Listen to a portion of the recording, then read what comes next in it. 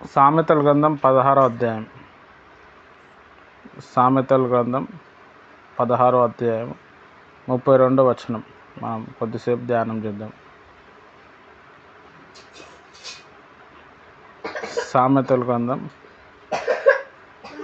16వ అధ్యాయం.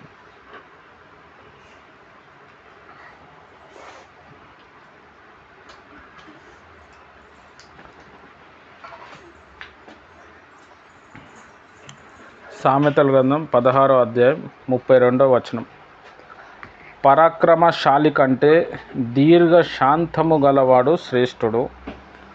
పట్టణమును పట్టుకొనివాని కంటే తన మనసును స్వాధీనపరచుకున్నవాడు శ్రేష్ఠుడు. చాలు, ప్రార్థన చేద్దాం. స్తోత్రం ప్రభా, పరిశుద్ధమైన దేవ, పరిశుద్ధాత్మ దేవ, వాక్యంలో వెళ్తున్నాం. తెలియని మరుగైన సంగతులు మీరు మాకు బయలుపరిచి మాతో మాట్లాడి మమ్మల్ని బలపరిచి, నాకు కనిపించుము, అందరికీ కనిపించుము, నాతో మాట్లాడము, అందరితో మాట్లాడమని యేసు నామంలో ప్రార్థిస్తున్నాను తండ్రి, ఆమెన్. మంచిది. ఈరోజు ఒక ప్రాముఖ్యమైన విషయాన్ని మనం కొద్దిసేపు ఈ వాక్యంలో మనం ధ్యానం చేద్దాం, మనం తెలుసుకుందాం. ఈ సామెతల గ్రంథం అనేది చాలా అద్భుతమైన గ్రంథం. బైబిల్లో ఏ గ్రంథం అర్థం కాకపోయినా ఇదైతే అర్థమవుతుంది. ఇది చదవాలి మనం. బిల్లీ గ్రహాం గారు ప్రపంచంలో ప్రఖ్యాతిగాంచిన సువార్థికుడు. దాదాపుగా 1,60,00,000 మందికి ఇండివిజువల్గా సువార్త చెప్పిండు ఆయన. అంత గొప్ప దైవజనుడు. ఇంకా మామూలుగా టీవీలలో, రేడియోలో ఎంతమందికి చెప్పిండో తెలియదు, లెక్క కట్టలేమన్నమాట. ఆయన ఏమని అంటున్నాడంటే, నేను ప్రతిరోజు ఉదయం లేవగానే సామెతల గ్రంథం చదువుతాను. ఆ సామెతల గ్రంథం మనుషులతో ఎలా ఉండాలో నాకు నేర్పిస్తుంది అన్నాడు. రాత్రిపూట పడుకునేటప్పుడు కీర్తన గ్రంథం చదువుతాను, అది దేవునితో ఎట్లా ఉండాలో నేర్పిస్తుంది అని చెప్పిండు. దేవుడిచ్చిన గొప్ప జ్ఞానంలో సామెతల గ్రంథం కూడా చాలా ప్రాముఖ్యం. రోజుకి ఒక సామెతల గ్రంథం మనం చదవాలి. ఈరోజు డేటు ఈరోజు 30వ తారీఖు కాబట్టి సామెతలు 30 అధ్యాయం తర్వాత చదవండి. స్త్రీలకు సంబంధించిన వాక్యం అందులో ఉంటుంది. ఒక గుణవంతురాలైన భార్య ఎలా ఉంటుంది అందులో ఉంటుంది. రైట్, మనం సబ్జెక్ట్లోనికి వస్తే ఈ సామెతల గ్రంథంలో ఏమని చెప్తున్నంటే, ఒక గొప్ప యుద్ధ వీరుడు కంటే తన కోపాన్ని కంట్రోల్ చేసుకునేవాడు గొప్పవాడు అంటున్నాడు. తర్వాత ఒక పట్టణము పట్టుకొని వానికంటే తన మనసుని స్వాధీనపరుచుకున్నవాడు శ్రేష్ఠుడు అంటుండు. మనసు వేరు, హృదయం వేరు. మనసు అంటే మెదడు, హృదయం అంటే గుండె. మన మనసుని పదిలపరచుకోవటం చాలా ఇంపార్టెంట్. సెల్ఫ్ కంట్రోల్ అనేది ఉండాలి. దేవుడు ఒక వ్యక్తిని కొన్ని విషయాల్లో మార్చలేదు అని అంటే తన సంకల్పాన్ని దేవుడు కూడా మార్చలేడు. దేవుడు కొన్ని చేయనివి ఉన్నాయి ఏంది? చాలామంది మనం ప్రశ్నిస్తూ ఉంటాం. దేవుడు ఏదేను వనంలో అనవసరంగా ఆ చెట్టు పెట్టాడు, ఆ చెట్టు పండు తినటం వల్ల పాపం ఎంటర్ అయ్యింది, మరి దేవుడు పెట్టకపోతే అయిపోతుండే కదా, మనిషిని దేవుడు మార్చలేడా అంటే ఇక్కడే ఉంటుంది అన్నమాట అర్థం. దేవుడు బొమ్మను తయారు చేసి గాలి ఊదినప్పుడు జీవాత్మ అయ్యను అని చెప్పి బైబిల్లో ఉంది. జీవము ప్లస్ ఆత్మ. ఇంగ్లీష్లో ఏమో స్పిరిట్ సౌల్ అని రాయబడ్డది. శరీరము, ప్రాణము, ఆత్మ. జీవము అన్న ప్రాణము అన్న ఒకటే. మన లోపల 3 ఉంటాయి అన్నమాట: శరీరము, ప్రాణము, ఆత్మ. ఈ ప్రాణంలో కోరికలు, ఎమోషన్స్, తర్వాత విల్, చిత్తము, సంకల్పం అంటాం దాన్ని. ఇది మన ప్రాణంలో ఉంటుంది. ఒక మనిషి డెవలప్మెంట్ అవ్వాలన్నా, పడిపోవాలన్నా ఈ ప్రాణంని బట్టి, ఈ ప్రాణంలో ఉన్న ఆ సంకల్పాన్ని బట్టి ఉంటుంది. మన ప్రాణం ఎక్కడ ఉంటుంది అంటే మన రక్తంలో ఉంటుంది. మన శరీరం బతకాలి అని అంటే ప్రాణం ఉండాలి. ప్రాణం ఎక్కడ ఉంటుందంటే నరాల్లో, రక్తంలో ఉంటుంది. ఆత్మ ఈ రెండిటి లోపల ఉంటుంది. అయితే ఆత్మలో కూడా వేరే ఉంటాయి. ఇప్పుడు అవన్నీ టచ్ చేస్తలేం. మనం ఇక్కడ ఏమంటే ప్రాణంలో ఉన్న కొన్ని విషయాలు నేర్చుకుందాం. మనిషికి కోరికలు, ఆశలు, ఎమోషన్స్ ఇవన్నీ కూడా ఈ ప్రాణం నుంచి వస్తాయి. మనం చూసిన కొద్దీ మన కోరికలు పెరగటం, మన ఆశలు పెరగటం. ఇప్పుడు కొంచెం ఏజ్డ్ పర్సన్లో ఉన్న వాళ్ళకి ఎట్లుంటుందంటే కొడుకు పెండ్లు అవ్వాలా, కూతురు పెండ్లు అవ్వాలా, మనవాళ్ళు వస్తారు, మనవాళ్ళు పెళ్ళిళ్ళు కావాలి, ఇంకా నేను బ్రతకాలా, మనవాడిని చూడాలని పెద్దవాళ్ళకి అట్లా ఆశ ఉంటుంది. చాలా కోరికలు ఉంటాయి, సంకల్పం అనేది కూడా ఉంటుంది. వీళ్ళు అంటాం దేవుడు ఏదైనా మనిషిని మార్చగలుగుతాడు, కానీ ఈ మనిషిలో ఉన్న సంకల్పాన్ని దేవుడు కూడా మార్చలేడు. దేవుని వల్ల కాదనమాట. దేవునికి తెలిసి కూడా సంకల్పాన్ని ఇచ్చిండు అనమాట. అందుకే దేవుడు కొన్ని విషయాల్లో మనకు బతిమలాడతాడు. దేవుడు మనకు చెప్తాడు, దేవుడు మనకు చెప్పగలుగుతాడు, కానీ టోటల్గా మనల్ని వచ్చి చేంజ్ చేయలేడు. అంటే దేవుని వల్ల కూడా కాదు. అందుకే సువార్త ప్రకటించండి, విననోళ్ళని ప్రజల వైపు నేను 2 చేతులు ఎత్తి నేను చాచుచున్నాను అంటాడు. ఇంకో దగ్గర ఏమంటాడంటే, నేను ద్వారం యొద్ద ఉన్నాను, తలుపు నొద్ద ఉన్నాను, తలుపు కొడుతున్నాను, ఎవరైనా నా వాయిస్ వింటే డోర్ ఓపెన్ చేస్తే నేను వాళ్ళ ఇంటికి వస్తాను, వాళ్ళ ఇంట్లో భోజనం చేస్తా అంటున్నాడు. అంటే దేవుని ప్రియమైన వారలారా, ఇక్కడ ఈరోజు వాక్యాలు కావచ్చు, వాక్యాలు చదవమని చెప్పటం ఎందుకంటే మన సంకల్పాన్ని మార్చుకోవటం అనేది చాలా ప్రాముఖ్యమైన విషయం.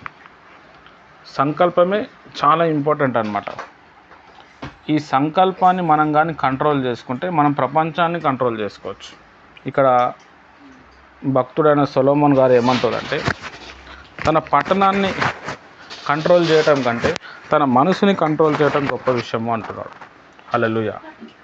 చాలా ప్రాముఖ్యమైన విషయం.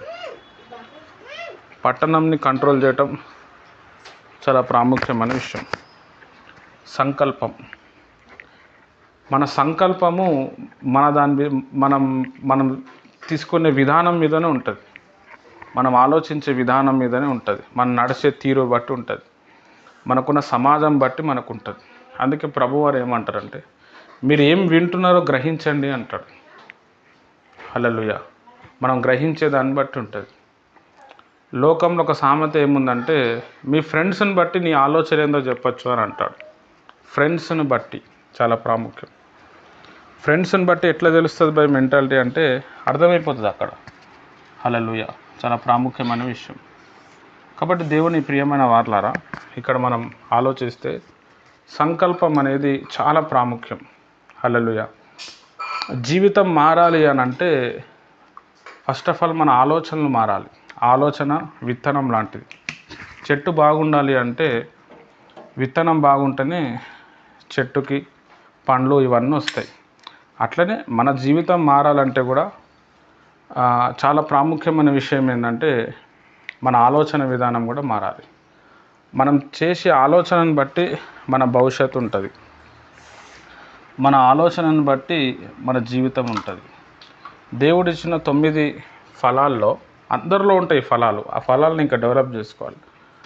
అన్నిటికంటే అద్భుతమైన ఫలం ఏంది అని అంటే ఆశా నిగ్రహం అని ఫలం. ఆశ నిగ్రహము అంటే కంట్రోల్, సెల్ఫ్ కంట్రోల్. అయితే మనం ఏదైనా సాధించాలి, మనం సక్సెస్ అవ్వాలి అంటే మనకి నిగ్రహం అనేది చాలా ఇంపార్టెంట్. మనం ఏం ఆశపడుతున్నామో అది చాలా ఇంపార్టెంట్. మన ఆశను బట్టి మన జీవితము కట్టబడి ఉంటుంది. హల్లెలూయా. చాలా ప్రాముఖ్యమైన విషయం. కాబట్టి దేవుని ప్రియమైన వారలారా, వాక్యం చెప్తున్నా.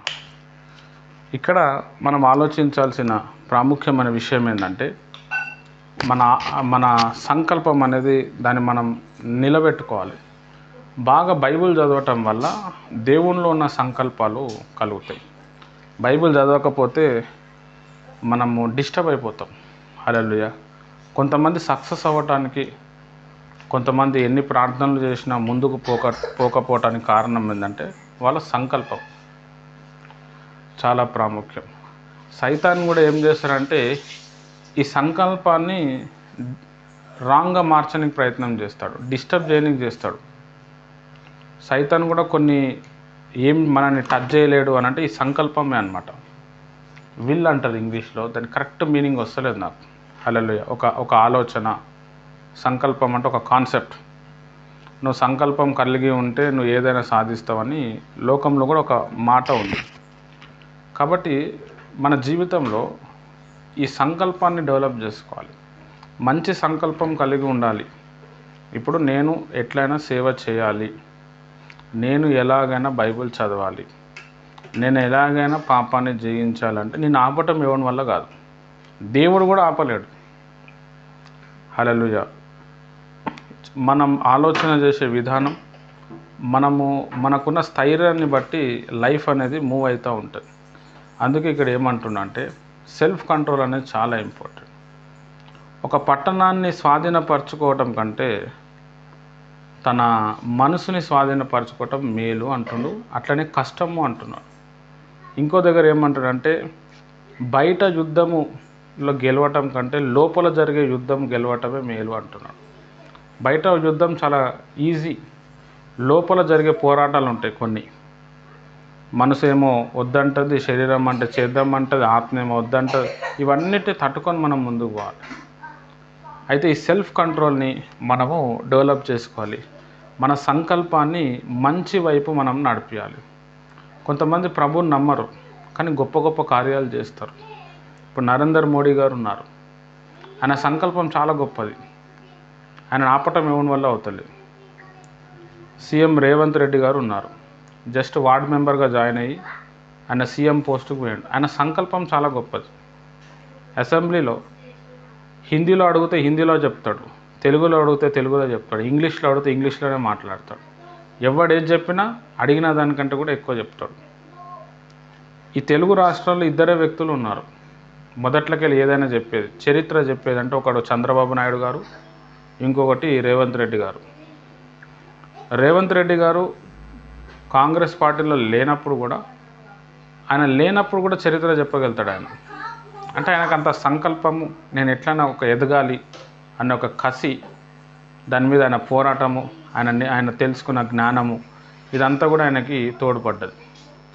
దేవుడు అందరికీ సమానంగా శక్తి ఇస్తాడు, సమానంగా సామర్థ్యత ఇస్తాడు. అయితే ఎవరు ఆ సామర్థ్యతని ఎవరు దాన్ని వాడుకుంటాడో, ఎవరైతే దాన్ని కాపాడుకుంటాడో దాని ప్రకారం పోతాడు. హల్లెలూయా. చాలా ప్రాముఖ్యమైన విషయం. ఒక ఆమె ఉండే, ఆమె పేరు మర్చిపోయినా, వాళ్ళ భర్తకి కిడ్నీలు ఫెయిల్ అయిపోయినాయి. భర్తకి కిడ్నీలు ఫెయిల్ అయిపోతే ఆమె ఇల్లు గడవటం చాలా కష్టం ఉండేది. అప్పుడు ఆమె ఏజ్ ఎక్కువ అయిపోతే కూడా ఆమె ఏదో ఎగ్జామ్లు రాసి చదివి పొద్దున పని చేసి భర్తను చూసుకొని రాత్రంతా చదివి ఆమె ఎగ్జామ్ రాసి ఆమె ఒక గవర్నమెంట్లో మంచి పోస్ట్ కొట్టింది. ఆమె చదువుకుంది కూడా పెద్దగా లేదు, కానీ ఆమె సంకల్పం చాలా గొప్పది. హల్లెలూయా. చాలా ఇంపార్టెంట్. కాబట్టి మనం సక్సెస్ అవ్వటానికి సంకల్పము, సెల్ఫ్ కంట్రోల్ అనేది చాలా ఇంపార్టెంట్. ఒక మనిషి నాశనం అయిపోవాలన్నా, ఒక మనిషి ఉన్నతమైన స్థానానికి వెళ్ళాలన్నా ఈ సంకల్పము, ఆ సెల్ఫ్ కంట్రోల్ అనేది ఒక మనిషిని నిలబెడుతుంది. కాబట్టి నేను ఏం చెప్తా అంటే మంచి పుస్తకాలు చదవండి, మంచి వ్యక్తులతో పరిచయం కాండి, మంచి విషయాలు నేర్చుకునే ప్రయత్నం చేయండి, మంచి వ్యక్తుల్ని ఫాలో అవ్వండి, మంచిని ప్రేమించండి, చెడును వదిలేయండి. మంచి ఆలోచన కలిగి ఉంటే ఏదో ఒక టైం వస్తుంది, ఉన్నతమైన స్థాయిలో మనం వెళ్ళిపోతాం. మనల్ని మనం కాపాడుకోవటం చాలా ఇంపార్టెంట్. కొంతమంది ఆత్మీయ జీవితంలో మనం చూస్తే సేవ సేవ సేవ అని చెప్పి ఎన్నో దగ్గర పరిగెత్తుతారు, ఎన్నో ప్రసంగాలు ఇస్తే ఏందో, కానీ తన ఫ్యామిలీతో పాటు సమాధానం ఉండదు. తన ఫ్యామిలీని కాపాడటం అనేది ఉండదు. నువ్వు బయట సాక్ష్యం సంపాదించుకొని ఇంట్లో పలు సాక్ష్యం లేకపోతే వేస్ట్ అయిపోతుంది. చాలా ప్రాముఖ్యమైన విషయం. అందుకే నేను చెప్పేది ఏంటంటే హృదయాన్ని పదిలపరచుకోండి, హృదయంలోకి వెళ్ళే ఏదన్నా అవుతుంది. హల్లెలూయా. కాబట్టి నేనేమంటా అంటే మనకు సెల్ఫ్ కంట్రోల్ అనేది చాలా ఇంపార్టెంట్. డబ్బులు సంపాదించటం, డబ్బులు ఖర్చు పెట్టడం, మాట్లాడే విధానం. కొంతమంది మాట్లాడుతుంటేనే గొడవకు వచ్చేస్తారు. కొంతమంది పైసలు ఉన్నాయంటే ఆగరు, ఫటా ఫసా ఖర్చు పెట్టాలి. ఎక్కువ పైసలు ఉంటే రోజు బిర్యానీలు. హల్లెలూయా. కొంతమంది పైసలు ఉన్నా కానీ మొత్తం పిసినారితనం చేస్తుంటారు, అబద్ధాలు చెప్తుంటారు, ఎన్నో ఉంటాయి. హల్లెలూయా. చాలా ప్రాముఖ్యం. అంటే మన సంకల్పం, మన ఆలోచన విధానం ఎట్లుంటుందో మన భవిష్యత్తు కూడా అదే విధంగా ఉంటుంది. ఈ కొత్త సంవత్సరంలో మనం తెలుసుకోవాల్సిన అతి ప్రాముఖ్యమైన విషయం ఏంటంటే, మనం ఎక్కువగా జ్ఞానం సంపాదించడానికి ప్రయత్నం చేసినప్పుడు ఆ జ్ఞానం ద్వారానే మనకు డబ్బు వస్తుంది. ఆ జ్ఞానం ద్వారా మన పేరు ప్రఖ్యాతలు వస్తుంది, ఘనత వస్తుంది, ఆరోగ్యం వస్తుంది. జ్ఞానం లేకనే నా ప్రజలు నశించిపోతున్నారు. ఎప్పుడైనా కానీ మనం వాక్యం వినేటప్పుడు కావచ్చు, లేకపోతే బైబిల్ చదివేటప్పుడు కావచ్చు, తెరిచిన పుస్తకం లెక్క ఉండాలి, తెల్ల కాగితం లెక్క ఉండాలి. నాకే అంత తెలుసు అంటే అక్కడ కట్ అయిపోతుంది, తెలియదు అనమాట. హల్లెలూయా. నాకు అసలు ఏం తెలియదు, నేను తెలుసుకోవాలి అన్నప్పుడు దేవుడు చాలా విషయాలు నేర్పించడానికి ప్రయత్నం చేస్తాడు. ఎప్పుడు కూడా నేర్చుకునే స్థాయిలో మనం ఉండాలి, నేర్చుకోవాలి. హల్లెలూయా. బావిలో కప్ప లెక్క, బావిలో ఉన్న కప్పకి ఎట్లుంటుందంటే, నాకే అంత తెలుసు, అసలు ఈ బాయే నా ప్రపంచం అనుకుంటుంది. దాని వెనకాల వస్తే చాలా తెలుస్తుంది. తల్లి ఒడిలో బిడ్డ ఉన్నప్పుడు ఇదే లోకం అనుకుంటుంది. తల్లి ఒడి నుంచి బయటకు వస్తే అమ్మో లోకం ఇంత ఉందా అనుకుంటుంది. అట్లనే దేవుని ప్రియమైన వారలారా, నేర్చుకునే మనసు మనకు ఉన్నప్పుడు దేవుడు చాలా విషయాలు నేర్పిస్తాడు. నేర్చుకునే చాలా చాలా ఉందన్నమాట. కొన్ని సంఘాల్లో మనం పోయినప్పుడు అక్కడున్న వాక్యం ఎట్లుంటుందంటే, మనం చెప్పిందే కరెక్ట్, మనమే కరెక్ట్, మనమే పరలోకానికి పోతాం, మిగతా వాళ్ళందరూ నరకానికి పోతాం. వీళ్ళు డైరెక్ట్ చెప్తారు. విశ్వాసాలు కూడా అదే ఫాలో అవుతారు. నేను పోయే చర్చ కూడా అట్లనే ఉండే, మనమే పరలోకానికి పోతాం, మనం చేస్తుందే కరెక్ట్, ప్రపంచంలో మన లెక్క ఎవరు లేడు అని. కానీ నాకు పొంతన కుదరలేదు. తర్వాత అందులోకి బయటకు వచ్చిన తర్వాత అరే నాకేం తెలియదని అర్థమైంది. తర్వాత తెలుసుకున్నాను. ఇప్పుడు కూడా పెద్దగా ఏం తెలియలేదు, ఇంకా తెలుసుకుంటున్నాను. చాలా ప్రాముఖ్యం. మన సంకల్పం, మనం నేర్చుకునే జ్ఞానము మన దిశను నిర్ణయిస్తుంది. హల్లెలూయా. కాబట్టి నేనేమంటా అంటే, ఎవరేది నేర్పిస్తే దాంట్లో మంచిది గ్రహించండి, చెడును వదిలేయండి. దేవుడు ఒక్కొక్కరికి ఒక్కొక్క ప్రత్యక్షత ఇస్తాడు. అన్యులు ఉంటారు, వాళ్ళు కూడా చాలా విషయాలు నేర్పిస్తారు. నేర్చుకోవడంలో తప్పేం లేదు. ముస్లిమ్స్ ఉంటారు, వాళ్ళ దగ్గర కూడా మంచి ఉంటుంది, వాళ్ళ దగ్గర కూడా సబ్జెక్ట్ ఉంటుంది. నేర్చుకోవడం అనేది చాలా ప్రాముఖ్యం. హల్లెలూయా. దాని ప్రయత్నము చేయాలి. కొంతమంది మనకు ప్రలోభాలు పెడతారు, నాదే కరెక్టు, నేను రీసెర్చ్ చేసినట్టు ఎవరు చేయరు. నేను ఏ రోజు చెప్పలేదు అట్లా. ఇంకేమైనా బెటర్ ఉండొచ్చు, ట్రై చేయండి మీరు. నాకైతే నా వల్ల ఇదే తెలిసిందని. దేవుడు ఎవరి స్థాయి ఎట్లుంటుందో దేవుడు అట్లా నింపుతుంటాడు. మీరు ఏ స్థాయితో కొలుస్తున్నారో అదే కొలత మీకు కూడా కొలుస్తుందని యేసు ప్రభు మత్తయి సువార్తలో చెప్పిండు. కాబట్టి నేర్చుకోవాలి, తెలుసుకోవాలి, జీవితాన్ని మార్చుకోవాలంటే చాలా నేర్పిస్తాడు. మనకు తెలిసింది ఏంటంటే ఓన్లీ గోరంతనే, తెలుసుకోవాల్సింది కొండంత. అది దేవుళ్ళో కావచ్చు, లైఫ్లో కావచ్చు, లేకపోతే మాట తీరు కావచ్చు, వ్యవహారం కావచ్చు, జ్ఞానం కావచ్చు, లోకం కావచ్చు, ఏదైనా కావచ్చు. అయితే మనం నేర్చుకుంటున్నప్పుడు ఇది మన జీవితానికి ఎంతో ఉపయోగపడుతుంది. మన జీవితాన్ని ఉన్నతమైన స్థాయికి తీసుకుపోతుందా, జీవితాన్ని కూల్చేస్తుందా? ఈ రెండు కూడా మన దగ్గరే ఉంటాయి. అందుకే దేవుడు ఏం చేసిండంటే, ఆదాము అవ్వని సృష్టించినప్పుడు అన్ని చెట్టు పండు తినొచ్చు కానీ ఈ పండు మీరు తినొద్దు అని చెప్పిండు. వాళ్ళకి చాయిస్ ఇచ్చాడు. అది తింటే మీకు జ్ఞానం వస్తుంది అన్నాడు. అప్పటి వరకు ఏం ప్రాబ్లం రాలేదు. దాని గురించి తెలిసిన తర్వాత వాళ్ళు ఆలోచన చేయటం మొదలుపెట్టారు. హల్లెలూయా. అంటే దేవుడు అట్లా ఇస్తాడనమాట. చెడు చేయొద్దు, మంచి చేయండి అని. ఎందుకన్నాడు? చెడు చేస్తే నీకు చెడు అవుతుంది, నీలో వంశం ఉంటుంది, నీ వంశం అంతా కూడా కలుషితం అవుతుంది. నువ్వు మంచి చేసినావు అనుకో, నీ వంశానికి మంచి జరుగుతుంది. మన పూర్వీకులు చేసిన మంచి కూడా ఉంటుంది, ఆ మంచి కూడా మనకి తోడొస్తుంది. హల్లెలూయా. కాబట్టి దేవుని ప్రియమైన వారలారా, ఇప్పటి గురించే మనం ఆలోచించవద్దు, భవిష్యత్తు గురించి మనం ఆలోచించాలి. తొందరగా ఏది కూడా మన నిర్ణయము ఇది ఇట్లనే ఉంటుంది అని చెప్పి మనం చెప్పొద్దు. మనకు తెలియదు అది. అలా తెలుసుకునేటివి ఎన్నో ఉంటాయి.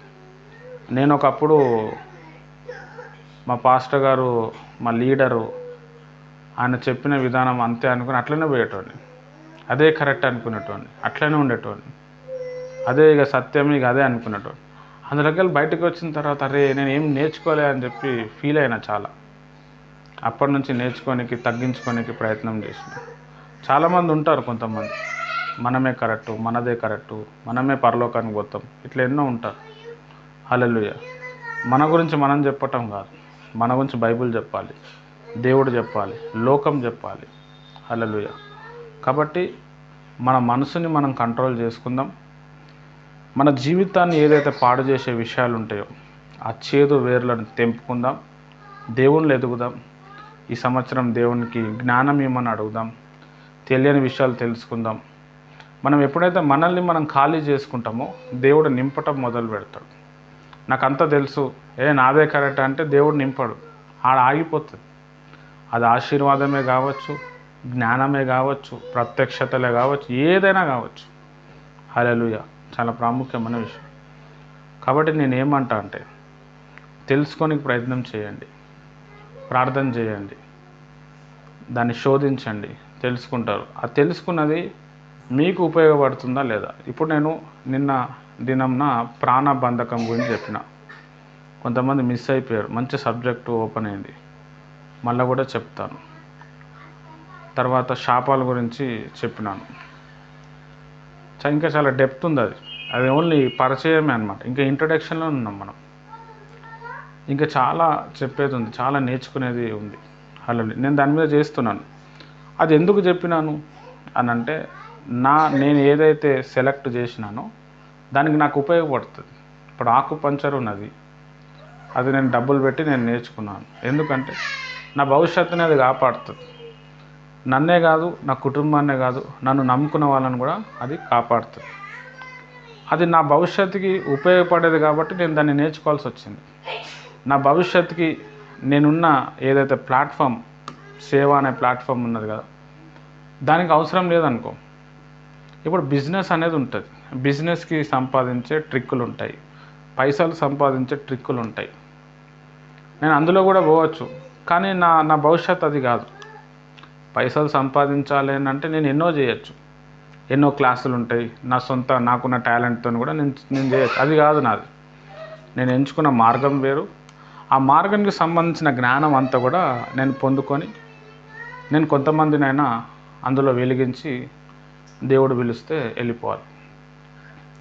హల్లెలూయా. అంటే మనం ఏది నేర్చుకుంటున్నామో, ఏది తెలుసుకుంటున్నామో దాన్ని బాగా తెలుసుకోవాలి. మన కెరియర్కి ఉపయోగపడుతుందా లేదో చూసుకోవాలి.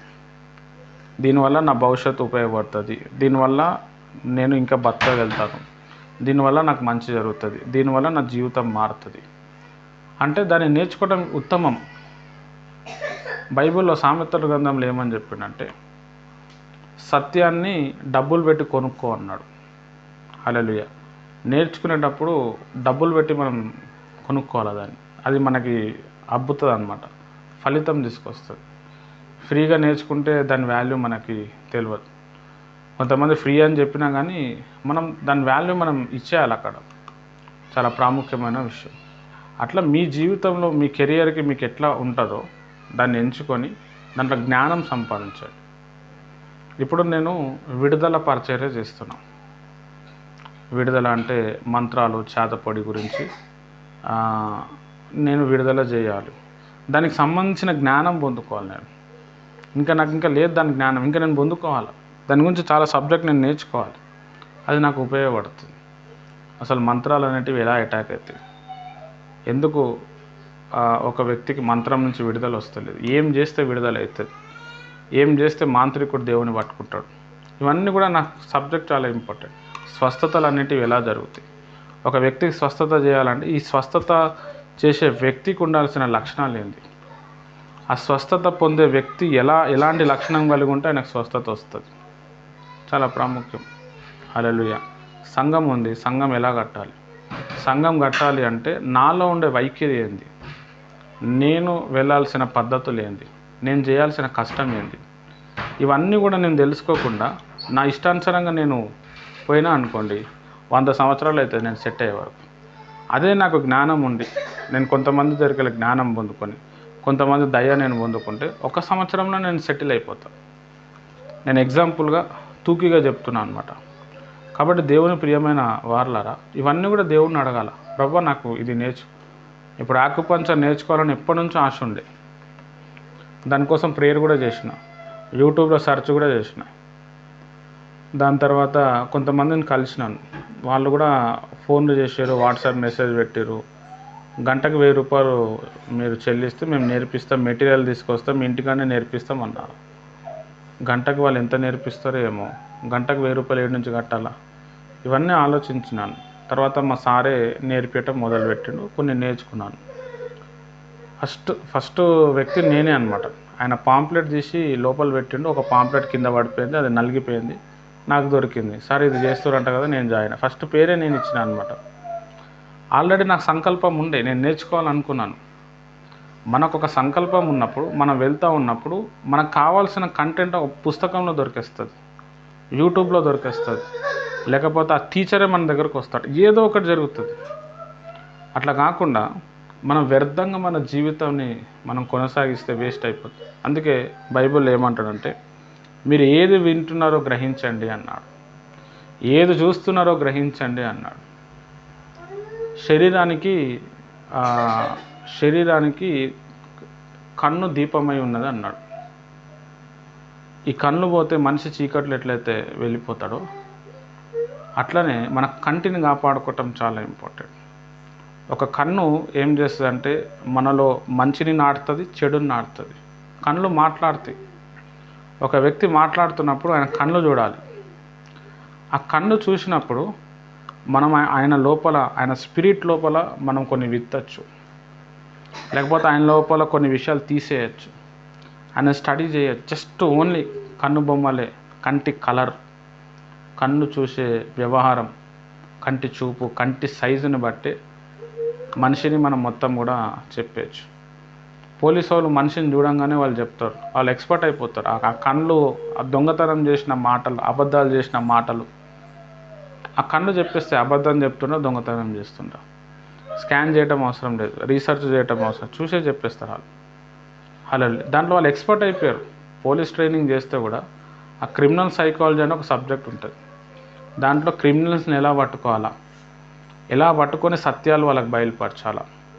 ఇప్పుడు మా హైదరాబాద్లో ఒక ఆయన ఏం చేసిండు, పోలీస్ డిపార్ట్మెంట్ నుండి రిటైర్డ్ అయిపోయి భార్యతో గొడవలు అయితే, ఏదో గొడవ అయితే భార్య చచ్చిపోయింది. భార్య మీకు అందరు కూడా యూట్యూబ్లో తెలిసి ఉండొచ్చు, అయినా మీకు చెప్తాను. ఆమె చనిపోతే రంపం తీసుకొని ఏం చేసిండంటే మంచిగా ఆమెను కోసిండు, కత్తి తీసుకొని మొత్తం కోసి ఆమెను ఏం చేసిండంటే ఎండబెట్టిండు ఇంట్లోనే. ఎండబెట్టిన తర్వాత కుక్కర్లో వేసి ఉడకబెట్టిండు. అదంతా యూట్యూబ్లో చూసిండంట ఆయన. కుక్కర్లో పెట్టి ఉడకబెట్టేసి దాన్ని ఎండబెట్టి దాన్ని పౌడర్ చేసేసి బాడీ బోన్స్, కళ్ళు, స్కల్స్ ఇవన్నీ కూడా బకెట్లో వేసుకొని చెరువులో పోయి వాడేసి వచ్చాడు. ఎవ్వరికి తెలియదు, పిల్లలు ఉన్నారు, పిల్లలకు కూడా తెలియదు. ఈయననే పోయి అత్తమ్మకు పోయి వాళ్ళ భార్య వాళ్ళ అమ్మకు పోయి ఏం చెప్పిందంటే, మీ అమ్మాయి గొడవ పెట్టుకొని వెళ్ళిపోయింది, కనిపిస్తలేదు. ఆమె ముందర నాటకాలు వేసి పోలీస్ స్టేషన్లో కంప్లైంట్ ఇద్దామని ఈయన పోయి ఏం చేసిండు, పోలీస్ స్టేషన్లో కంప్లైంట్ ఇచ్చాడు. ఎప్పుడు పోయింది సార్ అంటే వాళ్ళు డేట్ రాసుకోరు. వాళ్ళంతా చెక్ చేస్తూ ఉన్నారు. సీసీటీవీ ఫుటేజ్లో చూసారు, ఈయననే బయట కనబడుతుంది కానీ భార్య కనబడతలేదు. పోలీసు వాళ్ళకి డౌట్ వచ్చింది. ఈయన ఆల్రెడీ క్రిమినల్ బ్రెయిన్, పోలీసు వాళ్ళ వ్యవహారాలు కూడా తెలుసు, కానీ ఇరుక్కపోయాడు. పోలీసు వాళ్ళు ఇక వాళ్ళకి నచ్చిన వర్షన్లో వాళ్ళు ఇంట్రాగేట్ చేస్తే లాస్ట్కి ఒప్పుకున్నాడు. ఏడవైంది భార్య, లేదు చంపినా, కోసినా, ఎండబెట్టినా, కుక్కర్లో ఉడికించినా, పౌడర్ చేసిన, చెరువులో వేసేసిన, ఇంత పెద్ద కథ ఆడిన. హల్లెలూయా. వాళ్ళిద్దరి మధ్యలో ఏం జరిగిందేమో మనకు తెలియదు, కానీ పోలీసు వాళ్ళు ఏం చేశారంటే పట్టేశారు. హల్లెలూయా. ఆ స్కిల్ వాళ్ళు నేర్చుకున్నారు, చాలా ప్రాముఖ్యం. కాబట్టి దేవుని ప్రియమైన వారలారా, ఈ 2025 వ్యర్థం చేసుకోకుండా మీకు మీ లైఫ్కి ఏదైతే అవసరం ఉందో దాన్ని నేర్చుకోండి. దాని ప్రకారం జీవించడానికి ప్రయత్నం చేయండి. దేవుడు చాలా విషయాలు నేర్పిస్తాడు. మీకంటూ ఒక సంకల్పం ఉండాలి, మీకంటూ ఒక భారం ఉండాలి, ఒకటి ఉండాలి, ఏదో ఒకటి. ప్రభా నేను ఇది నేర్చుకోవాలనుకుంటున్నాను, నాకు నువ్వు సహాయం చేయంటే దేవుడు నేర్పిస్తాడు. చాలా నేర్పించడానికి ఆయన రెడీగా ఉన్నాడు. యాకోబు భక్తుడు అదే అన్నాడు, ప్రభుకి జ్ఞానం అడగండి అన్నాడు. ఫస్ట్ ప్రేయర్ అంటేనే ప్రభా జ్ఞానం కావాలి, అంతే. జ్ఞానం ఒక్కటి ఉంటే చాలు, నీకు అన్ని డబ్బులు వస్తాయి, ఆరోగ్యం వస్తుంది, ఘనత వస్తుంది, పీస్ ఆఫ్ మైండ్, ప్రశాంతంగా నువ్వు బతకగలుగుతావు. జ్ఞానం లేకనే మనం పడిపోయినాం, జ్ఞానం లేకనే అప్పులు అయిపోయినాయి, జ్ఞానం లేకనే మన జీవితాన్ని మనం పాడు చేసుకున్నాం.